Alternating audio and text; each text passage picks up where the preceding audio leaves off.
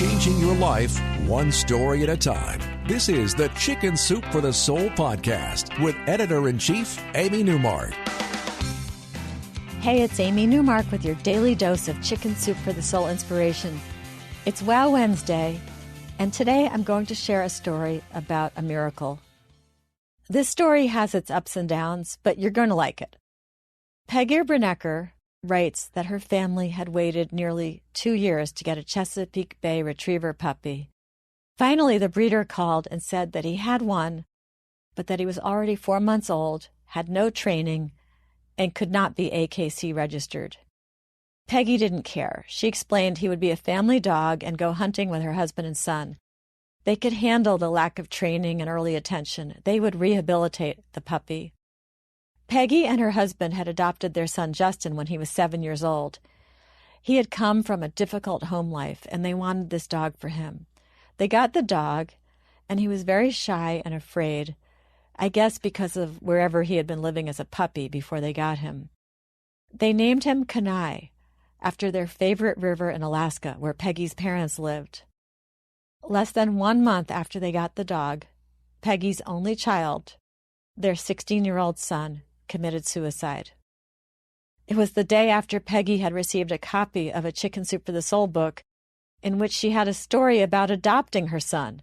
She had read the story to Justin the night before, and they had told each other how much they loved each other. It was inexplicable. Kenai did what a dog can do, and he comforted Peggy, lying across her lap for an hour at a time while she grieved. A couple of months later, Peggy's husband Jim took Kenai with him to the fire station on Interstate 80 where he volunteered.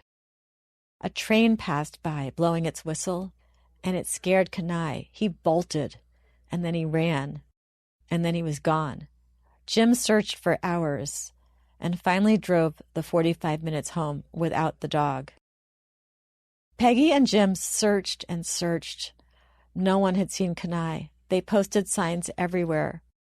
Somehow, the search was intensified because of the loss of their son, who they hadn't even known had the mental illness that took his life. They had to find this dog. They had to believe they could save the dog, even if they couldn't save their son.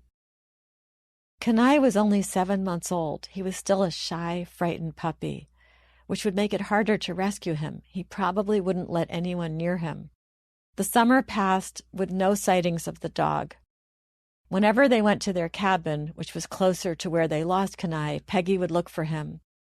She hadn't given up hope, even though she didn't discuss it with Jim. More time passed, months, and it was nearly Christmas. They went to visit Peggy's parents in Alaska. It had been the worst year of their lives, and they needed some time away. So on December 23rd, they left their home in northern Colorado in a snowstorm. 2 feet of snow had fallen. It was a big storm. Cattle were dying out on the plains. The next morning, Christmas Eve, Peggy heard Jim on the phone. She could only hear snippets of his conversation, but she heard, "In a dead cow carcass? Brown dog? Skinny? Can't get near him?" It turned out that a rancher in Wyoming, near where Kenai was lost, had been out with her cows when she spotted a dog on a distant ridge. She could see he had a collar, and there was a flash of silver like a tag.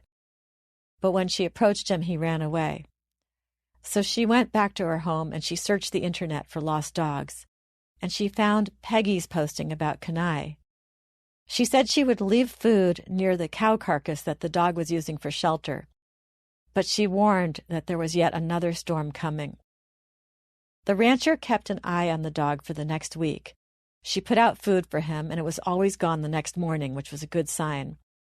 And when Peggy and Jim finally got to the ranch a week later, they started scanning the property with binoculars, and they saw the dog up on a distant ridge.